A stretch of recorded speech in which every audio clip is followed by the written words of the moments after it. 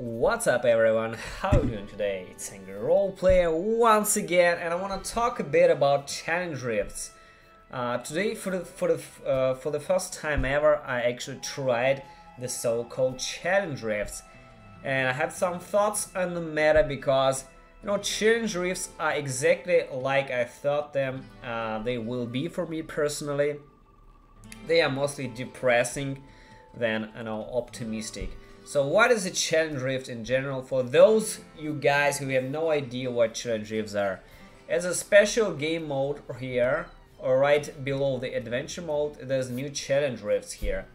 Challenge rifts is like a huge leaderboard, and you have the basic time to beat, which is, I guess, somehow predetermined already, and you basically playing a predetermined build. This build, as far as I could understand, is made through the algorithm by the game itself. It's not by a player. Maybe I'm mistaken. I'm not entirely sure about this.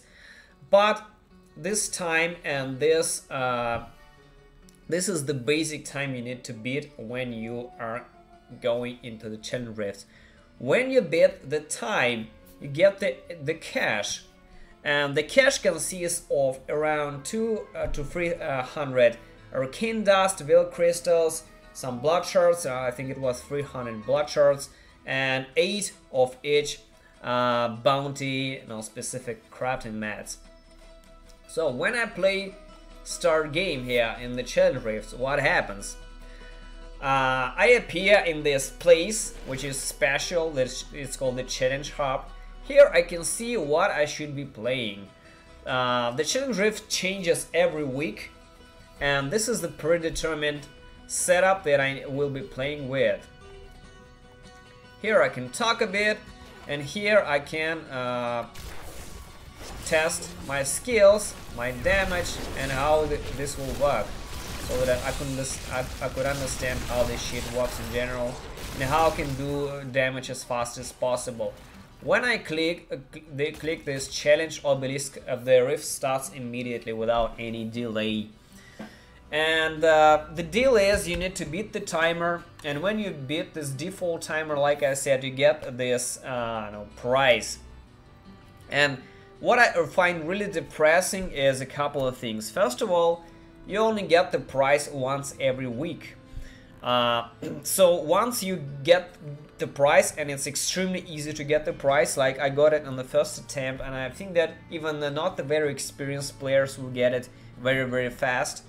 Then it's basically nothing to do anymore. Like, this is just a leaderboard, but competing on the leaderboard, I think it's not very fair for one good reason. Look here. I tried doing plenty of this today. I did, I think, about 50 of runs. I'm not entirely sure, but it was a lot of these runs. I started at something around 4 minutes here, 4 minutes 40 seconds. Then I managed to get on the leaderboard here, and I needed to do below 5 minutes to get on the leaderboard. Then I tried more and more, and eventually I got to 4 minutes and 70 seconds here. But take a look at the top of the leaderboard, 3 minutes and 11 seconds. And I have no single idea how this is possible, by a human. I have a feeling this is kind of exploit use. I have absolutely no idea how this can be done below than 4 minutes. Take a look at one interesting fact here. Like 95% of all leaderboard is from 4 to 5 minutes, and then this guys here, like this huge difference, just over a minute difference, 30-second difference. Like there's this very huge gap right here, and this gap right here on below is not very huge, and I absolutely have no idea how they did it with 3 minutes. I strongly think that it's kind of exploit, or maybe mechanics, like disappearing something, teleporting through the walls, killing monsters with one hit or something. I would really like to see how this guy did it in 3 minutes. I you know, I played for quite some time today with this challenge rift, and I moved as fast as possible, killing everything as fast as possible, nearly one-shotting everything ahead of me. And the best I could do is 4 minutes 70 seconds. I know that they potentially can be shortened by around, you know, 4 minutes something, like if I would be very, very lucky. But 3 minutes, I don't know how that happened. Like, I don't believe it's, you know, it's fair and square here. Another thing that kind of pissed me off during the challenge rift, and you will see the recording of the challenge rift at the end of this video, is that it's still not entirely, you know, kind of stable, the same rift over and over again. For one good reason: when there's shielding elites there, they can put their shield on them immediately, or they cannot. If there's elite with knockbacks, sometimes you counter an elite and that hits you fast enough, and you knock away across the screen, and you lose a second when you're trying to blood rush to the elite, and there's a second left. And second, as far as you can understand, this leaderboard is fucking massive, and the second is crazy a lot of time here on this leaderboard. So one rift, the shield is not up. One rift, the shield is up. One rift, the disappearing snakes, they disappear. Another rift, they do not disappear fast enough. So there's plenty of RNG there.